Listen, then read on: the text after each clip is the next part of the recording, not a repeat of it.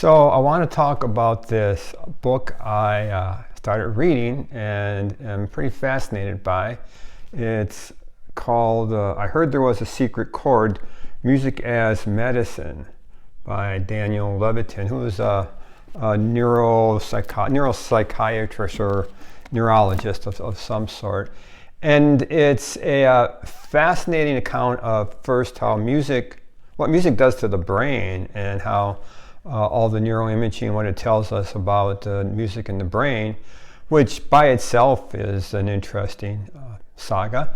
But the reason I'm talking about it in this podcast is really what the subtitle that's on to, and that is all the ways that music is used as therapy, and which I didn't know about, this amazing literature of the way music is used for physical and emotional situations, trauma, Parkinson's disease, Alzheimer's, dementia, depression, pain, stroke, neurodevelopmental disorders, just a ton of ways that music is used in a therapeutic way.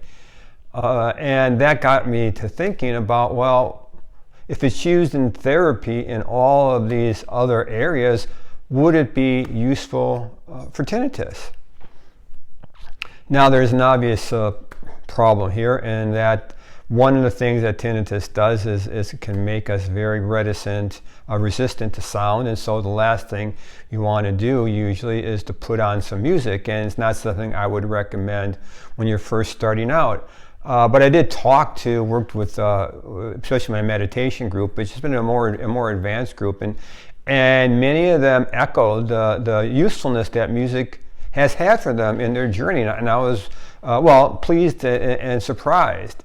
So I'm going to dive into this a little bit. If you think about, one of the things we know about those of us with tinnitus is our sympathetic nervous system is overly activated as a rule, as a group, compared to a baseline population, and that's not a surprise. The sound of tinnitus puts us on hyper alert, and the body gets dysregulated. And one of the things, I wrote this quote down, that the author talks about what music does to the brain. As an individual listens to enjoyable music, the brain's reward pathways are activated and neurotransmitters like dopamine are released. This may enhance mood and alleviate symptoms. Another factor lies in music's stress-reducing effects. Engaging in music activates the parasympathetic nervous system, promoting relaxation and lowering heart rate, blood pressure, and cortisol levels, hormones all related to stress. I thought, bingo. I mean, this is what tinnitus is all about. I've always said the whole game with tinnitus is the dysregulation of the body. So can you use the music to calm the body? I mean, we all, when we think of calming music, we think of classical music, and that's not the only music that calms. I never found it particularly calming. I think we all have music we can relate to where, let's say before tinnitus hit, that it was something that would just really change the chemistry of the body. You would sit and it would just relax you. I think of some pieces like Ripple by the Grateful Dead, Peace, another piece, just pieces that you hear them and your body just goes, ah. So the thing is, if you had those sort of experiences, and it could be classical, it could be other jazz or anything that produces that relaxing effect in you, and that worked before, I would suggest as soon as you're able to start to listen to that again as a device for calming the nervous system. As I said, calming the nervous system is the key to working with your tinnitus. So anything that can facilitate that process is something I would recommend. So I would see how that works with respect to relaxing music. It's actually a little more complicated and interesting in that and here I'm going to refer to polyvagal theory, which I've talked about elsewhere, but the basic idea in polyvagal theory is that our nervous system is in one of three states. We're either in a ventral state of relaxation and calm, we're in a sympathetic state of activation or fight and flight, one of those sympathetic activations, which we all know and don't really love.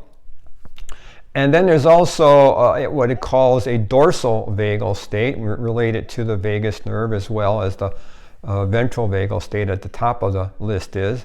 And the dorsal vagal state is kind of a shutdown state, and that's a state that the parallel that's often used in polyvagal theory is an animal is running away and gets caught. It's in fight or flight, gets caught, and very often will play dead. Right? That's dorsal vagal. That's shutdown mode, and we can go into that mode when we get depressed and pull the covers over our head. And it is a progression. You get, you can get so, let's say, go with the tinnitus, you get activated, and then at some point you give up, and that's the dorsal vagal. So those three levels, I was thinking how, there's really, different music for different purposes. One of the things of the rules or the guidelines in polyvagal theory is if you're going to get out of a state, it's like a ladder. So you go from dorsal to sympathetic to ventral. All right, so say you've fallen down to the low level of dorsal, you need energy. You need sympathetic activation to get you out of that state. So think about songs that energize you. And I think here of workout music, right, that can get you really hyped. And that will be useful in getting yourself out of this shutdown state. For me, first song that comes to mind is a theme from The Sopranos. Like that always gets me going when I'm running. Right? But anything will work that has that workout music quality to move the energy from dorsal to sympathetic. Another interesting sort of role that music can play that as I've been thinking about this is sometimes when you're in this shutdown state in dorsal vagal, you just want to kind of be there for a while. I mean, this is the whole foundation of the blues. Right? There is something about hitting that bottom and staying there, but not by yourself, but with music. And it's very empowering. I don't know how it works, but it does. And I've had times of listening to, again, just to talk about my own music icon I've listened to in this state is Cat Stevens' Trouble. Right? That will really just kind of fall into a state of, yeah, here I am, and it's not a good place to be, but we need to be there. And sometimes we need to be in these dark places. Sometimes we need to turn to the shadow, and when we can be accompanied by music, I think we feel less alone. And it's comforting. So music, I think, can play that role. I've also noticed one more type I'll throw in here, and that is music that just, it's not relaxing, it's just joyful. Music that just makes us feel good about ourselves, about life. And again, it's going to vary so much from person to person. I mean, one thing they find out in these studies that was interesting and not surprising is that although music can be useful therapy in multiple arenas, it's always better if the individual picks out the music. And again, no surprise. So when I think of this sort of music, Bruce Cockburn's Thinking About Eternity. I just love that song, and it's just joyful. I can hear it and it immediately picks me up, and that's a great state to be in.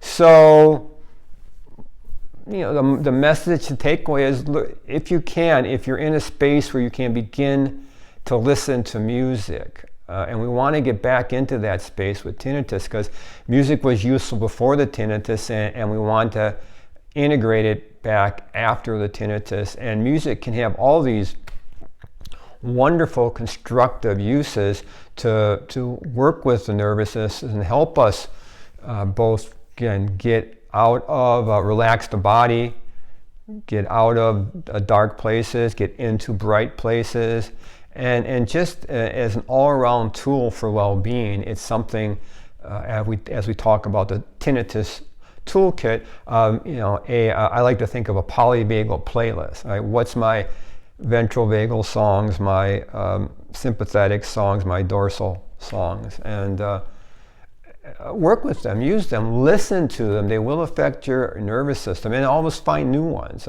One of the things, again, another piece of the research is we can get kind of tired of songs after a while, so you always need to be refreshing that list. So hopefully you find that useful. If you want to let me know how it goes, I'd love to hear. In any case, take care.